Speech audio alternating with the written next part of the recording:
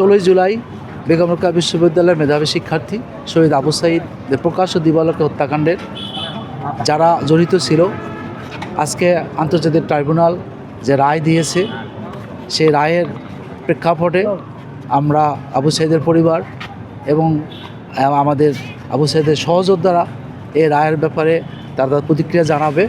আমি তাদের প্রতিক্রিয়ার কারণ আমি ওই সময় ছিলাম না, তবে আমরা টিভির পর্দায় অন্যান্য সারা পৃথিবী দেখেছে যে কারা এর সাথে জড়িত ছিল। আন্তর্জাতিক ট্রাইব্যুনাল যে রায় দিয়েছে, দীর্ঘ প্রতীক্ষার সবারই আজকে অবসান হলো।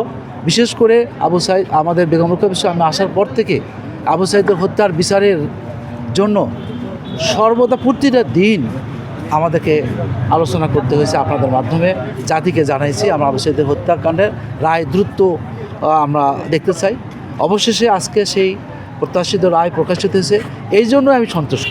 কিন্তু রায়ের যে ধরন, কারা প্রকৃত দোষী ছিল তাদের যে রায় হয়েছে, আমাদের তার আবু সাঈদের সতীর্থ যারা তা আবু সাঈদের সঙ্গে ছিল, শুধু আবু সাঈদ মারা গেছে, কিন্তু আবু সাঈদের সাথে আরও অনেকেই ছিল তারা প্রত্যক্ষ কীভাবে তারা সে হত্যা হলো, এবং তার যে হত্যার পরে তৎকালীন যে যারা শাসক ছিল তারা কোনো এই ব্যাপারে মামলা সহ বা অন্যান্য কোনো কাজ করেন নাই। এটা তাদের প্রতিক্রিয়া, এবং আজকে আন্তর্জাতিক ট্রাইব্যুনালের যে রায়, এটা আপনারা তার সহযোদ্ধারাও আমার সাথে আছে, আমাদের বেগম রোকেয়া বিশ্ববিদ্যালয়ের তার পরিবারও আছে।